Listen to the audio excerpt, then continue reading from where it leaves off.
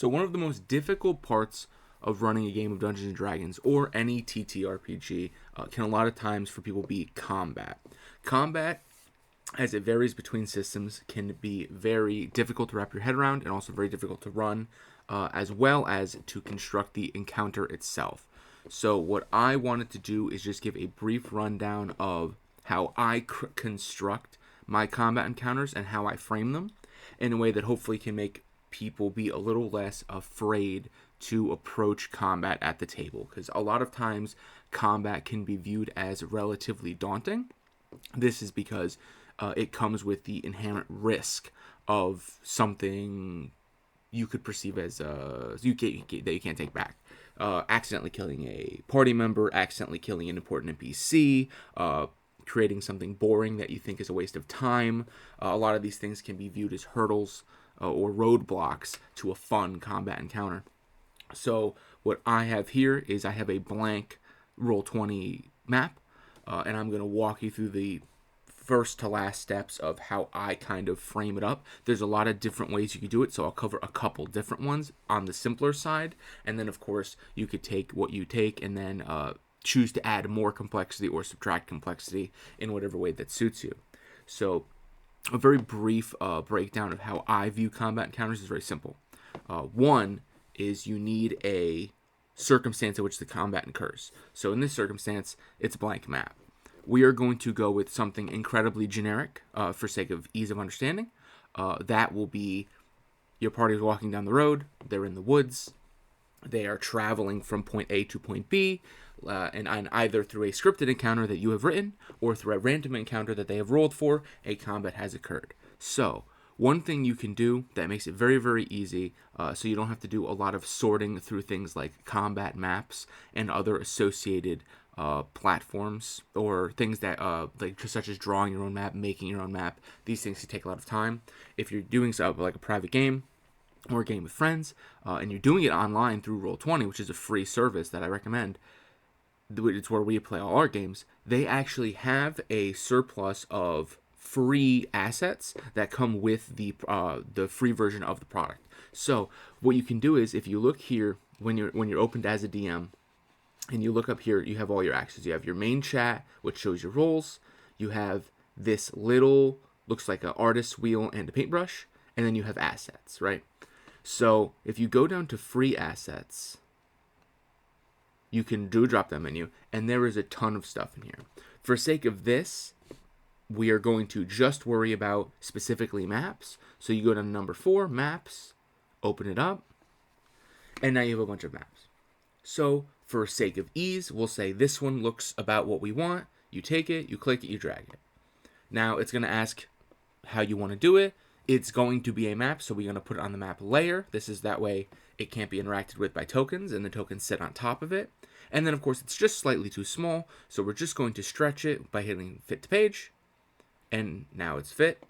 And then now we're going to adjust the size. And through the power of magic, it is now this size. We can zoom out a little, and now we have a little forest crossroads scene where our party will be. So, they're at the crossroads, the encounter happens. What's the next step? This is the easiest part, is finding your locale, because it's pre-scripted. Or even if it's random, via table, you wrote the table. This is where you need to break down what is the theming of the fight. So, if the intent of the fight is non-story based, and this is just an encounter, you're basically going to take the concept of whatever your locale is and populate it. In this circumstance, we'll say it's a random encounter off of a table, and we'll say something like, oh, well, there's a pack of wolves, right? Very generic D&D monster, very generic fantasy monster, wolves, dire wolves, alpha wolf, what have you. This can be very, very easy to work with. So, now the next question you have to ask yourself is, how do I make the encounter just by numbers so that it's not too hard and it's not too easy? Now, in D&D 5e, we use the CR system, or the challenge rating or combat rating of the monster. Every monster has an associated combat rating. So, this is not a perfect system. A lot of DMs don't like using it, and a lot of times once you've played a lot of D&D, you can do it almost based on feeling or intuition, but for a completely bare bones example, we'll strictly use the CR system. to check the CR of a monster, all you're going to do is you go into your journal. If you have the monster in here, put it in through, also available through Roll20. It's here. If not, you can go into the 5th edition search. Just type in something like wolf, and it pops up, right? And you have the 2014 version, you have the 2024 version, and then all you're going to do is you're going to click and drag, right? And now you have a wolf. You click drag, and now this is your above board editing stuff. You can make the name visible in case they don't know what a wolf is, or they do.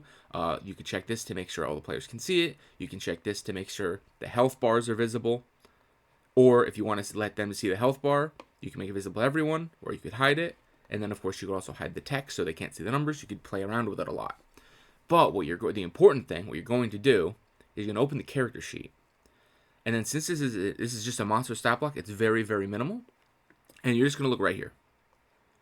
Challenge, 1/4. So now what that means is, this is a very weak monster. 1/4 means that obviously you need 4 to make 1.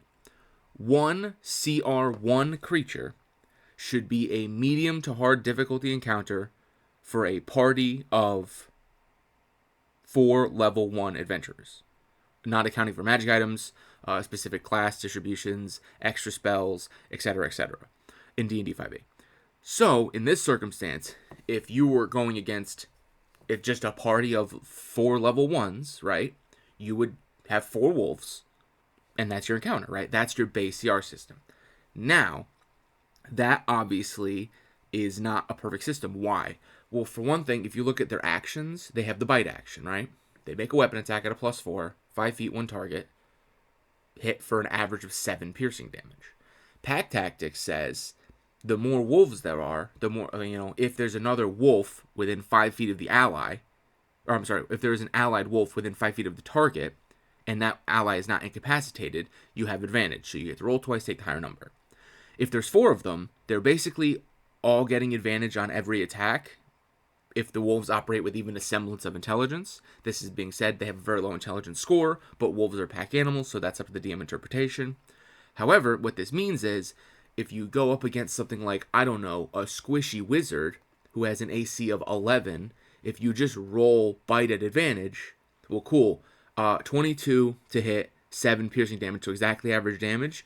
A wizard with an 11 constitution starts at 6 hit points, because you get your full 1d6 hit dice roll plus your con. So con of 11 is a con of 0, so it's 6 hit points, so they die. They are already at 0 on the first attack of the first match, assuming they rolled low on initiative. But when there's 4 wolves versus 4 of them, for your par members, there's 8 initiative actions. The statistical odds of one of the wolves being in front of the wizard is high, and ergo you can have some issues. And then now that you have one person down immediately, these things can domino. So these are things that you need to keep in mind. So a lot of times what you could do is, instead of doing large varying encounters based on one specific enemy, for instance, in this circumstance, what you'd get something equivalent to this. So what we're going to do is we're going to take this, we're going to copy, paste. Now there's 2 wolves. Copy again, paste. And now there's 4 wolves. Cool. There's 4 wolves here. We'll zoom in. These are your 4 wolves. Like I said, this could be a problem for your party depending on party composition and other things, or you could just think it's boring. And especially at higher levels, this does not scale. If it's a level 4 party, right, then you're going to need, 16 wolves? But at that point, a level 4 party is doing significant damage. The wolves don't have that much health, 11 health. You could probably one-hit the wolves. That is very boring to some people and very linear, which can be also perceived as boring. So what you could do is you could modify. So instead of taking this situation where we have this many wolves, let's say it's a party of level 3s, right? So theoretically, you should have this many wolves, right? It's a lot of wolves who are all going to do the same boring thing, and they're all going to get advantage on each other. You can start subbing out with alternative creatures for sake of drama and whatnot. So in this circumstance, what we're going to do is we're going to go into we're going to go into here, and we're going to do dire wolf, right? Dire wolf. Direwolves, as you can see, much bigger wolf, much more health. And then we can go into its character sheet, and we can look, and we see, oh, it's CR1. This means it's, in theory, as good as 4 wolves. Or, at the very least, it is a stronger monster. And we know that it's a stronger monster, because it has more health, more hit points, more armor, does more damage on its bite, and it also has the same advantage as Pack Tactics, and now it has an additional ability where it can track, right, via with keen hearing and smell. So this is an objectively more powerful wolf. So what you can do is say, okay, well, in this circumstance, what I'm going to do to my level 3 party, they would still all jump this wolf, theoretically. He might get a couple bites off, but because of turn economy, if you just attacked him with this wolf, it wouldn't work. So what you could do is you sub out a bunch of wolves. And, now you've got a narrative structure. You're not just fighting random wolves in the woods. You're now fighting an orderly system, right? You have trespassed on the, let's say, den of this pack of wolves. You have your alpha wolf, and you have a bunch of your lesser wolves, right, of varying sizes and statures. This is now an organized party. You can have this wolf exhibit higher levels of intelligence because it is an alpha creature. This wolf can give commands, right, in a language that the party does not understand because they're speaking functionally wolf or dog or whatever. They can give bodily signals. They can order attacks. They can focus certain characters to create tension or drama. And more importantly, they can always not attack, right? It is not unexceptional. It's not unnecessary for you to say, okay, the wolf jumps out over here. The wolf sends the wolves to attack and stays over here, right? Because they don't feel it necessary to attack in this circumstance, if that is the mentality of the creature. You can create this specific encounter to read as follows, right? Basically like this. The party rolls on the counter table. The encounter table is selected. It is the wolf encounter. The wolf encounter says the party will be beset by a pack of hungry wolves. The pack of hungry wolves consists of 8 regular wolves and 1 alpha wolf. The alpha wolf commands the regular wolves, and the regular wolves will attack on the alpha's command.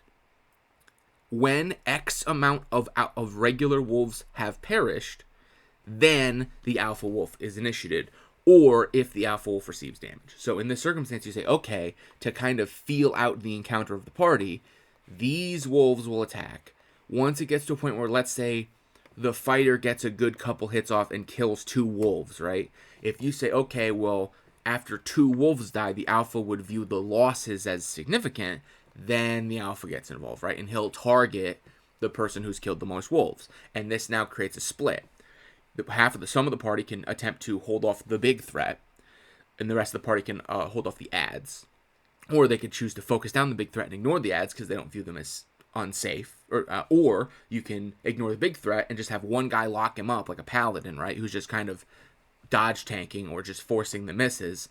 And then everyone else can clean up the wolves, and then that's your encounter. So just by changing that small thing, you've created multiple layers to this encounter. These layers can then cause the encounter to play out in different ways, which then makes it more fun for the players because they can then come up with creative solutions to how to solve this encounter. That isn't just walk up, bonk, wolf, end encounter, right? Now that is the super, super basic encounter, right? So let's scratch that, and we'll keep the same map because it's easy. Now let's talk about something like a cinematic encounter, right? So in this circumstance, you're typically going to have an encounter that is either plot relevant, or it's going to be something that you have created to be intentionally very, very difficult because it holds a certain amount of standing in the story. In this circumstance, we'll go to something like, if I go into my journal, we will say, it does not match the circumstance, but we will say, for some reason in this field, there is a large ice spider, right? This ice spider could have a series of different motivations. This can be a ice spider that is not native to this plane. It has been shunted here through some sort of magical mishap that could be relevant to a party's backstory or a party's overall goal or a member of the party's backstory. It could also be that this is a intelligent creature that is hunting a member of the party specifically. There's a lot of different ways you could do this to work it into your story. But we'll say for the sake of a story encounter, right, that this is the theme, right? It's this big ice spider. Now, if we look at the ice spiders character sheet, this is what we see. Now, this is a character sheet that I had to build myself because this is a monster in D&D 5e. It just wasn't available on the website under the free distinction. So I typed all this in.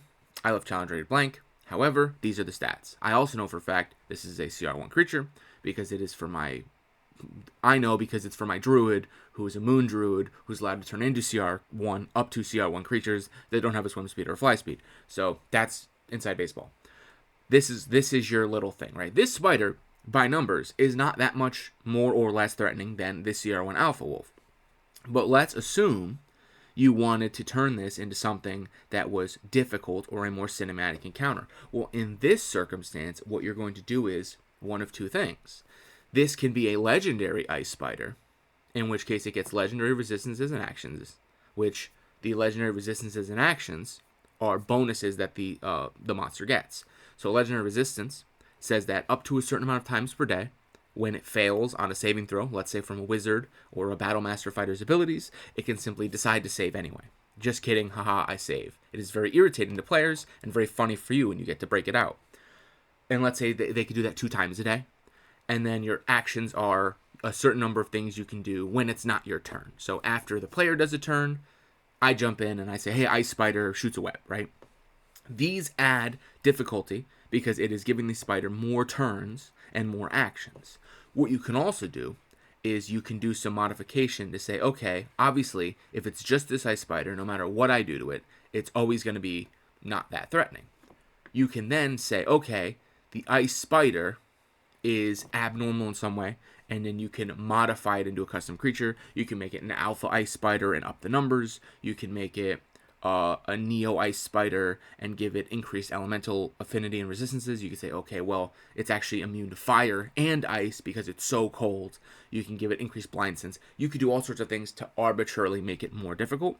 Or, of course, you can construct narrative around it. So you could say this ice spider spawns smaller ice spiders, right?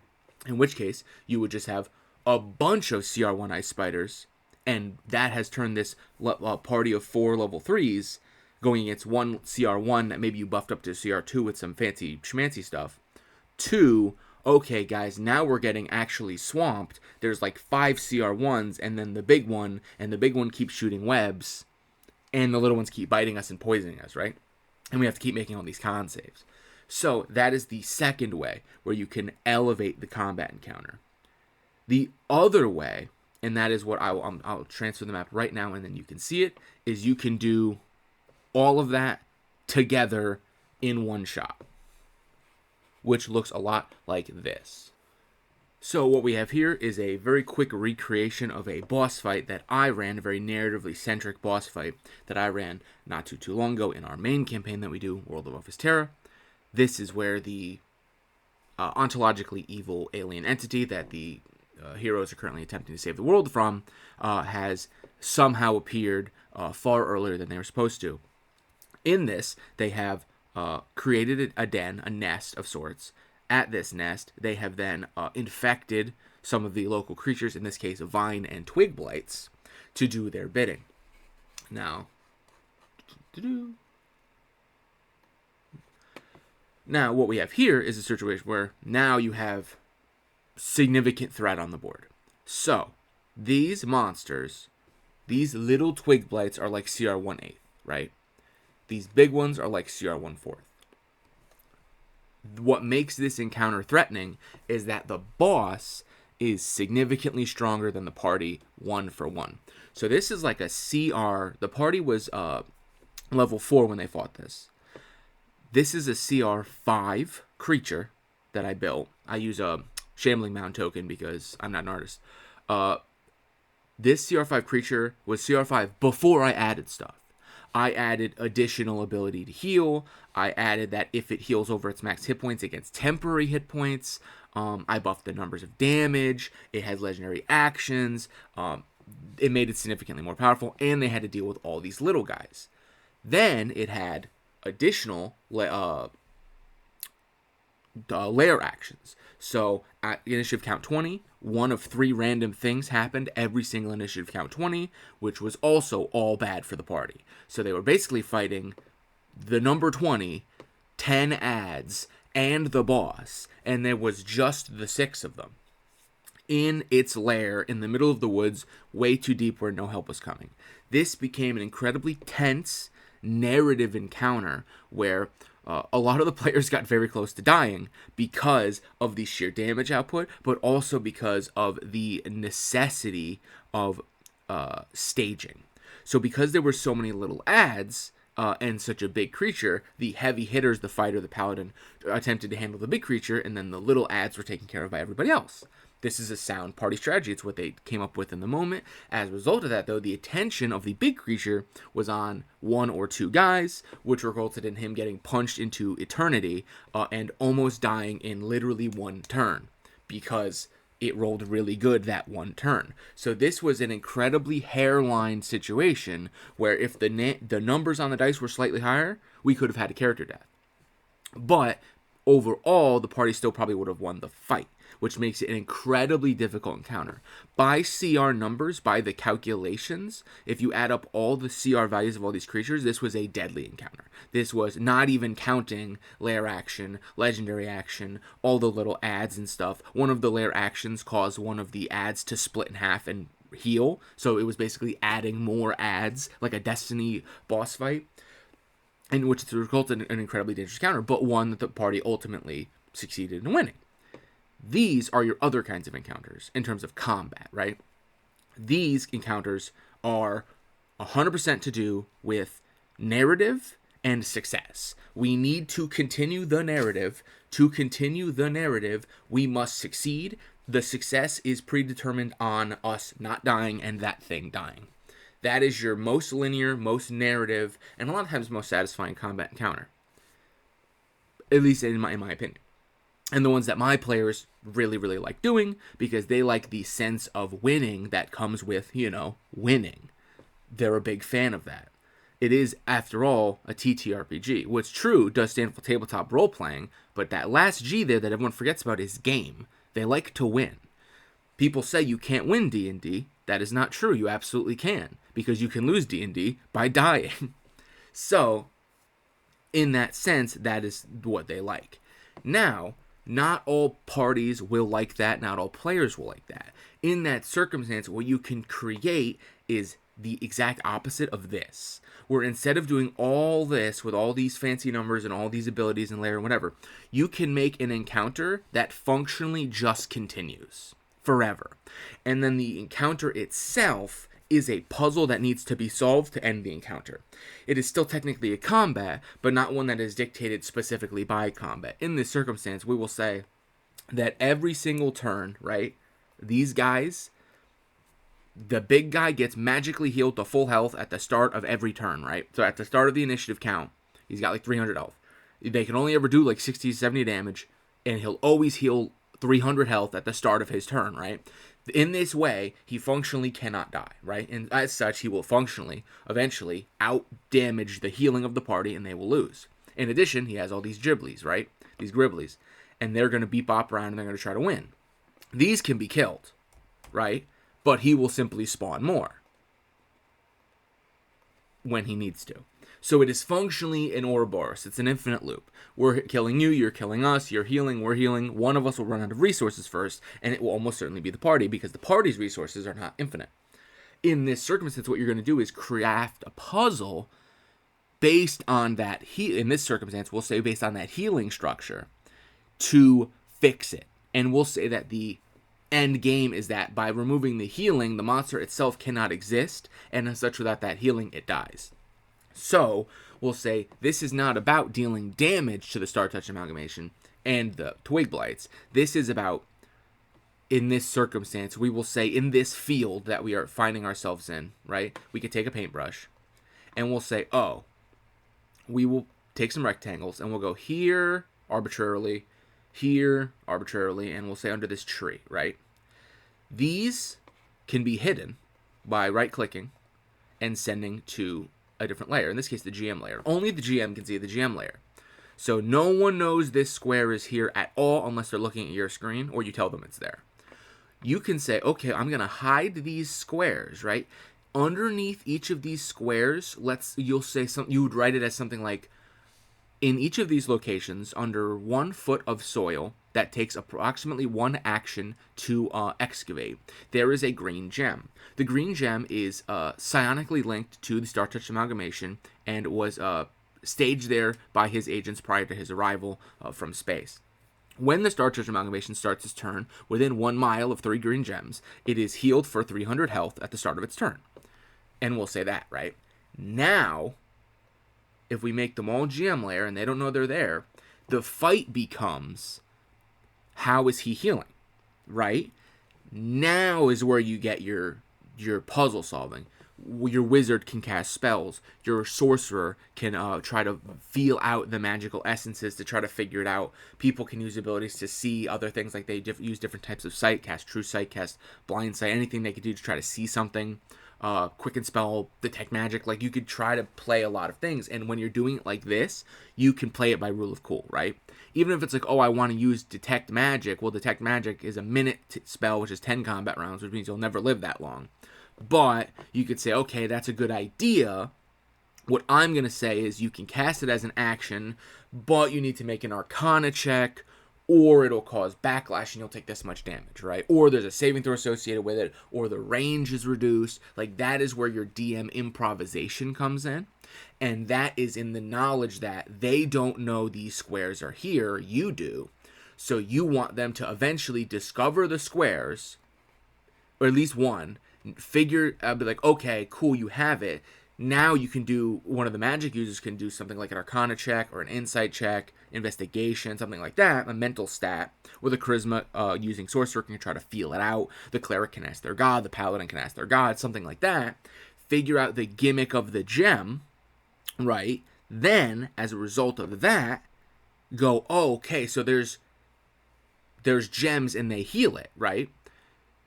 You can make it so that either they find one and they destroy it, and then, okay, the healing is gone, right? That's fairly easy. Or you make it so that each gem heals it for 100, right? And then they need to find all 3, break all 3, then fight it, right?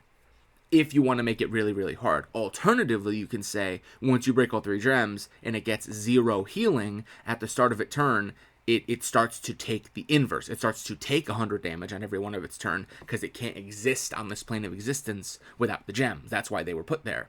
It's very, very dangerous, but it's unstable. And then then it becomes a game of just survive for 3 turns after this whole fight. Then you've survived, it dies, and then you go, okay, guys, great job. We solved the puzzle, and we beat the encounter, and none of us died, and now we have a sense of accomplishment because we used our brains to solve this puzzle. It wasn't just Unga Boonga Greatsword, right? A lot of parties will enjoy something like that. And then, of course, to reward them, if they were to, say, search the body, you'd find, like, a magic sword or a ring or something that the Star Touch amalgamation killed somebody, and it had the item, and that's your reward for basically solving the encounter. Or if they can somehow manage to defeat the encounter, like, depending on how you write it, they defeat the encounter without breaking all 3 gems, right? Maybe they break it while it's still healing 100 every turn, and they somehow just outdo the numbers because they play out of their mind. You can reward them for that. Okay, yeah, that gem, yeah, it can't heal you because of the way it works, but if you take it to a powerful wizard, he'll either give you a ton of money, he'll be willing to trade it, maybe he can equip it into an enchanted item that gives you an item that heals, like maybe he can put the gem into a ring, and the ring says, at the start of every turn, this creature takes 1 healing, right? Until the creature, unless it's at full health, a creature at full health doesn't take the healing. Once this ring has healed a total of 10 hit points, it no longer becomes active for 1 day, right? In which case you basically have 10 free healing, or if the party member goes down at the start of every one of its turns, they'll get up with 1 hit point, and they get to take their action, and they're basically immune from death saves. So that can be a very rare magic item, right? But they need to go through the rigmarole of getting it, which in itself is also another encounter, negotiating with the wizard, convincing him to do it. Maybe your wizard wants to do it himself, and he wants to run enchanting checks. All of these technically count as encounters and sub-encounters based on everything. So you can go as specific or as non-specific as you want, but these are just like rough ideas. The important thing is that you always need to remember is like every single encounter doesn't need to be the exact same thing, but they can follow similar formulas so long as they have goals in mind. The encounter can be this, but we're saving a hostage, right? Instead of the healing. And we don't need to beat the big thing. We just got to save the hostage. And then you're just managing a hostage health bar. It could also be a survival situation. Okay, we are in the goblin camp and we know reinforcements are coming. We've got to survive a minute, right? We've got to survive 10 combat rounds. If we can survive 10 combat rounds, the Royal Knights show up and they save us, right? And they know that, so then they can start managing their spells and their resources, knowing it's going to take 10 rounds. That's also a thing. If you need ideas, also, you can just go to, like I said, the premium or the free section, and then you can just look at some of these, right? This is a cave. You could take this cave, populate it with monsters. Now you're running a dungeon. Monsters, chests, that kind of thing. Scroll down. Okay, we got a farm encounter, right? Something's killing cows. Something is abducting creatures from the farm. We need to stake it out at night and see what's happening, right? Forest is forest, obviously, generic counter. Frozen forest. You could do the ice spiders there instead of here. This was obviously just a reference map. Marsh, they fight a pack of moorbounders, or they fight some type of like alligator, like a dire alligator, something like that. You could just look at these things and go, these are some good ideas for just stuff, right? Like, I think I could take this and go, oh, a temple. We can fight undead in here. Maybe it's abandoned temple. A tavern. It's a bar fight, right? Someone's drunk and they pick a fight with the party. Like, these are all technically encounters. They don't all need to be walk up, kill monster, skin, sell for gold. This doesn't have to be an RPG, JRPG style, like by the numbers. It can be, okay, we had an encounter with the swamp hag. It doesn't necessarily need to be a fight. It could be a conversation where they're negotiating for their freedom or maybe information that has but you stat the hag out in case they start a fight, and then it's a fight, right? And so you can branch your paths depending on how comfortable you're getting. But overall, those are just some of the ideas. Like, that's the way my mind works. That's the way I find is the best to write these. When I make my combat encounter tables, what I'll typically do is I'll scale for CR and I'll go, okay, they encounter the party of the pack of wolves. The pack of wolves has one alpha wolf plus 2d6 plus whatever wolves, right? And then I roll for it. The higher their level goes, I just add a dice. So it's like, oh, it's 3d6 wolves, or I'll add another dire wolf, or I'll add an alpha wolf until it gets ridiculous. At that point, I pull that off of the table and I replace it with a higher base CR creature, right?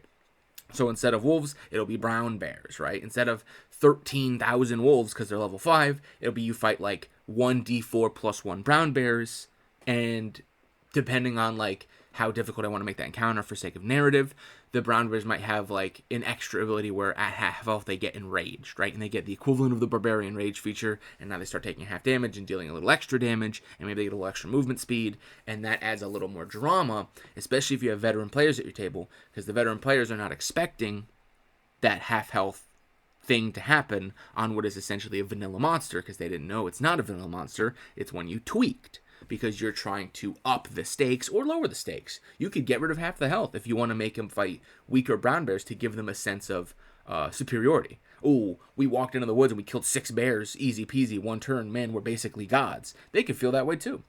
It depends on your table. But those are ultimately just the ideas. You can also go through stuff like the tokens, right? And you're like, okay, I'm going to look at the tokens. It may take a sec to load. And then you can just look at tokens of monsters that you like, tokens of NPCs that you like. I mean, these are mostly shapes, but like you could use these shapes in your dungeon and you could build them like, oh, M means chest, J means locked door. Like you could do all sorts of stuff like that. But yeah, I mean that there's so many options. So that's how I do it. I think if this helps you, you're welcome. But more, no, this is good to get it out. I had people asked about it. It's like, how do I do encounters? This is how I fundamentally do encounters, unless I know it's something hyper specific that I need to work on very, very by itself, like in a pocket dimension. Like I have a table of improv encounters that are not written. It is 2 sentences that say, oh, the party is traveling and they come across a circus troupe. The circus troupe has suffered some sort of problem that the party needs to attempt to solve. The problem will be solved with 2 successful checks out of 3 of attempts. That's all it says, right? So in this case, it'd be like, oh, the tire broke on the wagon and it threw all the animals out and the animals ran away and they're attacking the carnies, right? In this case, it could be like, okay, well, we can do an athletics check to lift the cart and fix the wheel. We can do an animal handling check to calm the animals. We can do certain spells to calm them instantly and automatically succeed. And then once they have a certain amount of successes, you have solved the encounter. Congratulations, you win. You get a reward, right, based on how well I think you did. It's like the carnies might give you gold, they might give you information, maybe you ask for something, you ask for transportation, hey, can we ride with you? And then that way you don't have any more combat encounters because you're traveling with 30 people. That's when you as the DM can just go off the cuff, right? And so I have a bunch of those that are just not, they don't even have maps. It's just theater of the mind. I like maps because a lot of my players have trouble visualizing. So it's like, if I have a map for everything, it's very, very easy for them to follow, and that helps them, and I like helping them. So, but you do not need to do a map for every single scene that you ever write ever. That's ridiculous. Unless you're just that motivated, in which case, hey, props, top 1% of DMs, But yeah, then that's ultimately how everything is. So yeah, I mean, if that was helpful to you, then I'm glad I was able to help. I mean, hopefully my inane ramblings helped out. This was not a PowerPoint because I don't know how I could have explained this in a PowerPoint without like showing the building process and like where I do things and how I move things in a way that I think would have been understandable without you seeing me move the pieces. But I guess if you guys want a more concise version of like how I do this, like down to with bullet points and a more specific set of ideas, I could always try to make one of those. Just let me know in the comments. But yeah, I mean, thanks for watching, and hey, have fun making your combat encounters. Let me know the kind of combat encounters you make, or the most fun that you've ever written or ran. And yeah, definitely tell me your stories. I mean, the combat is one of my favorite parts of D&D, and I hope after seeing this, it quickly becomes your guys' favorite as well. Have a fantastic rest of your day.